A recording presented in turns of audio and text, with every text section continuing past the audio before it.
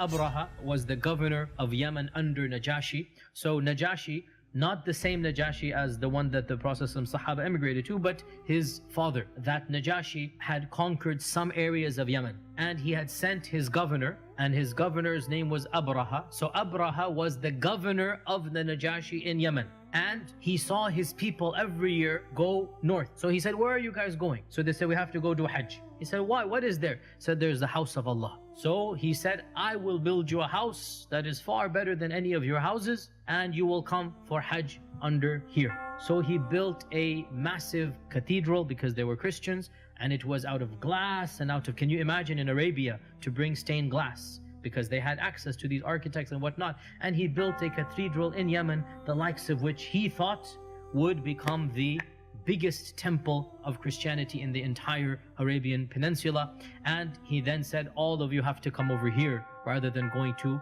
up north to the Kaaba. And when one of the Bedouins heard this, he went there, but he went there to relieve himself, number one and number two. And he went there and he did that. And he became so angry, Abraha, that he said, as revenge, I will destroy this house, so people must come to my house. And that is why he gathered together his army. And of course, because they were from Abyssinia, so they had elephants. Otherwise, elephants did not live in the Arabian Peninsula as natural beasts over there. But because he was from Africa, so he had a group of African elephants. And of course, the people of Africa had trained the elephants to be instruments of war.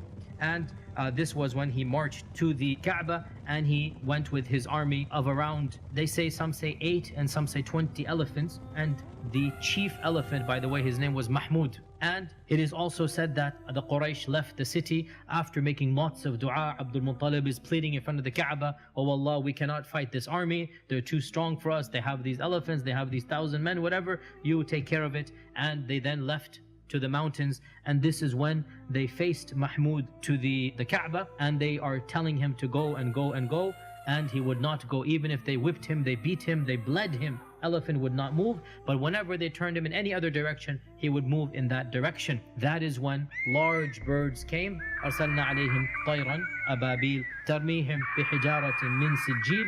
So stones from Jahannam, imagine stones from Jahannam in this world, they're coming.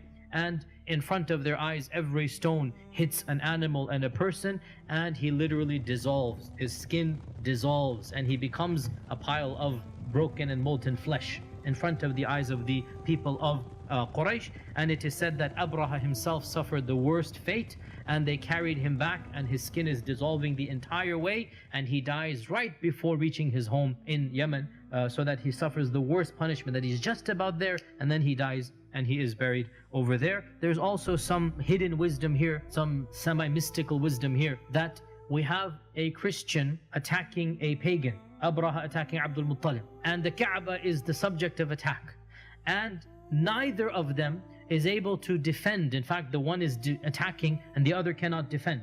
And Allah defends the Haram. And who was living in the Haram at the time? Amina, and she must have been pregnant with our Prophet ﷺ. So quite literally, because he's born in the same year, a few months later, so this means Amina, when the incident of Fil takes place, our Prophet ﷺ is literally in the womb of Amina. So there's a huge symbolism here, that Allah Himself protects not just the Kaaba, but what else? Our Prophet ﷺ.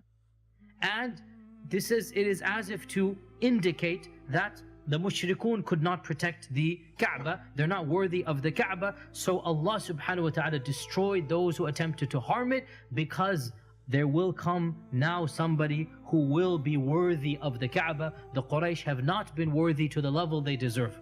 So somebody will now come, and that is our Prophet ﷺ, who purified it of its idols, who made it the Qibla, and who returned it to the glory that it was, and that is the initial house that Ibrahim ﷺ built.